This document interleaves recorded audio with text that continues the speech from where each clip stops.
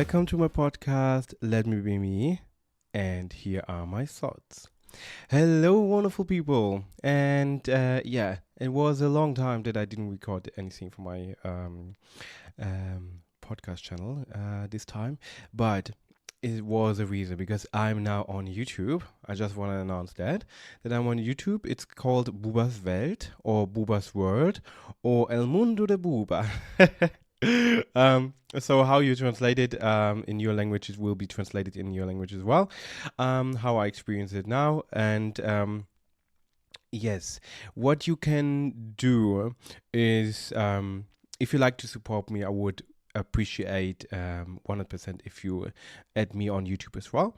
But this is not the topic today. What I want to talk today about it in this podcast, I want to talk about blackness with you. So what like the community of black people and blackness meaning to me and how I perceive it and how many different shades we have it. So in my opinion, our black community is super diverse. It's have a really big range of skin tone and colors. So there where we implement or where we have colorism as well. And I just watched a debate about black people from the YouTube channel Vice. And the debate was pretty nice to watch because there was a dark-skinned person. She was saying that colorism is probably older than racism. And for me, it was a nice or a new perspective to perceive in this debate about colorism that we are talking about it. I just learned a few years ago about it, because it was not that present in Germany. And there also, I would say, we should always try to figure out different debates in the different countries where we are growing up, because not all is the blank space of the American view or in the Western world. And I have the feeling that we are discussing things more in a way to talking about America. And we amplify this view from America to other countries. Even these countries have a different colonial background, or like for example, I'm a huge fan of Japan, but Japan was locked up for 200 years, so they have a different perception what it's mean about other races. And of course there colorism, it's, in my opinion, it's bigger, or it will be probably bigger than racism. So, and I think we should talk about this point of view, that there are nuances where which part of the ism is starting to affecting people in certain ways. And where I want to go with that is, first of all, listen to dark-skinned people, how they perceive their skin tone and how it's reviewed, how many advertisements you're seeing with darker skinned people, and how they are visible in our society. I would say Viola Davis, she's doing a great job to make more visibility with The Woman King. They're beautiful dark-skinned actors in this movie, and it's just a great movie. Everybody should watch it. Lupita is also a really good actor. I think she's from Nigeria, but I'm not 100% sure. But in the same discussion, what we have is, I talking now with the dark-skinned people. They are coming from wealthy, not Viola Davis, I assume, but Lupita, she's coming from a wealthy background, because her parents are, or her father is a high politician, and she could go to United Kingdom, going to an acting school and have this wealth. So to being on a university where wealthy people are going to. So I think there's nuances which kind of people we reviewing in which kind of people we are seeing in the media. So, and where have the opportunities and access for it. And I think a lot of people don't have that because they are in the classism way really fucked up, I would say. Sorry for the language, but classicism, it's a big part of it if we get reviewed or not. And then we have the other isms like racism, sexism, ableism, where you get step by step less opportunities. But of course, if you are born in a wealthy family, like, for example, Angelina Jolie, she adopted several, I think 3 or 4 kids from different backgrounds. So these kids have the opportunity just because they was adopted in a wealthy family, Angelina Jolie. They have opportunities just because they was lucky. And sometimes this classicism thing, what is affecting everybody, can be just a background of luckiness, but not always. Because in the background of Germany, if we're going with the Nazi time, there are so many wealthy background people who are not discovered or needed to give away their wealth because they robbed Jewish people. Jewish people was handling the bank system and all that stuff, and then bigger white Germans was collecting banks and other institution from them, and they didn't was charged with it. So Basen, for example, it's they're doing cookies and all that stuff, and they have a Nazi history. They have a Nazi background, and they are not talking about it. And the thing is that those kind of people, they are not affected by classicism. They are part of the issues we are facing, that we need to relocate our wealth, and the most wealth is still in the Western world. It's in America, Australia, New Zealand, Europe, and I think Japan and China as well nowadays. And we should shift. So, and with this point in our Black communities is sometimes I have the feeling that we are not aligning to each other. And I think we're starting now to putting more the nuances and have we're fighting each other about our skin tones because we are thinking, or we stop to align our privilege as light-skinned people. And we should talking about privilege and how our privilege is affecting and how we gain this privilege. Even this in the American history, since we was more we got more access to the white owner, where they sometimes was the father because he raped a dark-skinned woman, and then these light-skinned kids would be serving in the house and get other treatment and all that stuff.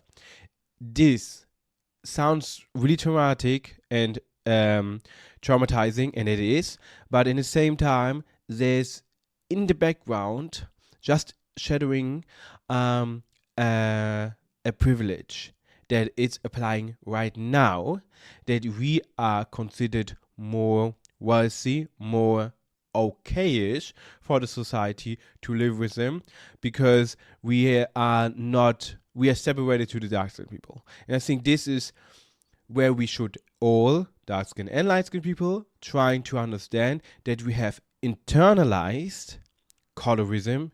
Everybody have that.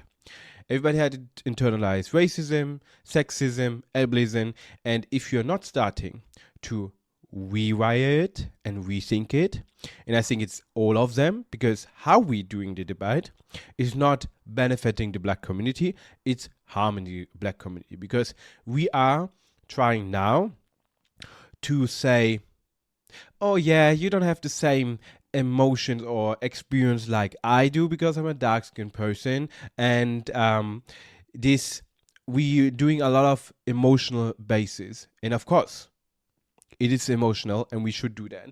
But in my opinion, at the same time, we should understand that we, in between the community, we should listen more. Especially light skin to dark skin people, listen more how they feel, and if there are like situation where people saying, "Oh, I prefer light skinned people," or "I prefer your skin tone," then you need to step in and saying, "What the fuck? Why you're saying that?"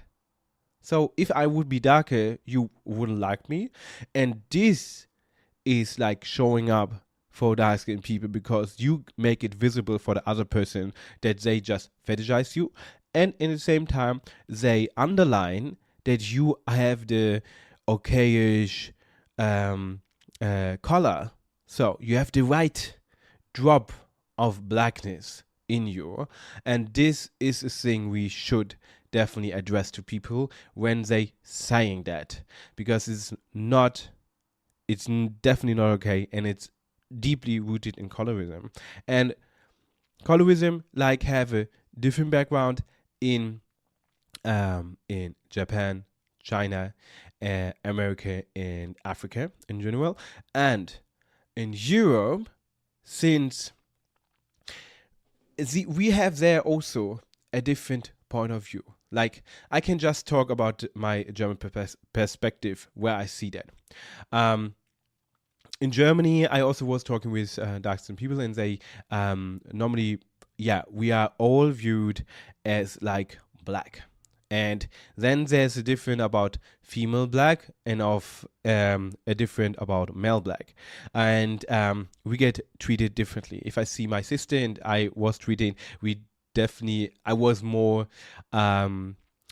punished or get more fights and all that because of my blackness. And in the same time, what I experienced is, or what I had the talk with the dark skinned people I was talking, that they have not the same colorism experience like they experience it in America. Because the way Germany perceived and the European thing in this is what I experienced, that they also had like princes and children serving them in Europe from directly African kingdoms. So they was stealing kids from royal families in the dark skin African countries and serve them in the king and queens in Europe. So they have a different way of who they letting in their houses to serve. So they don't immediately have the creation what happened in America, like we creating our own mixed people and they serving for us because we own them. They was taking direct people from Africa and serving in Germany now, or not now, but in the past. And this is the nuance we should consider here, in my opinion, what I review, that there was a creation in America, and this creation we didn't have in Europe. In Europe, there was a long time that we are not mixing each other. We definitely separate each other. So mixed people was not considered as an idle state to say, okay, yeah, this we want to have in our household or something. No, we want to have like the dark skinned people serving us. So underlining you are not worthy. And I think historical we should apply and see different stuff in this debate of it, and not always putting just to do the historical background from America to Europe, because we have a different way of communication, how we do it with the global south. And I hope I could make it a little bit more understandable. But I have it is a hot topic, Not everybody will agree to that, what I'm saying here, but this is the way I perceive it at the moment. And I was thinking, okay, let me check. Is it like in America, or we have at the moment so much internalized racism that we are, and internalized colorism, that we are doing this kind of stuff and de-organize our communities? Because of course it will hurt me if someone, a dark skinned person, says, oh, I think we forgot how real black people looking like. And it's like, do we? Nollywood is one thing. It's like Nollywood is the Nigerian film industry, and they're doing a lot of movies with dark skinned people. So if we would dig deeper and focus on movies from this kind of area, maybe we should have more representation. But what I just hear is always, okay, they get picked because of their light skin.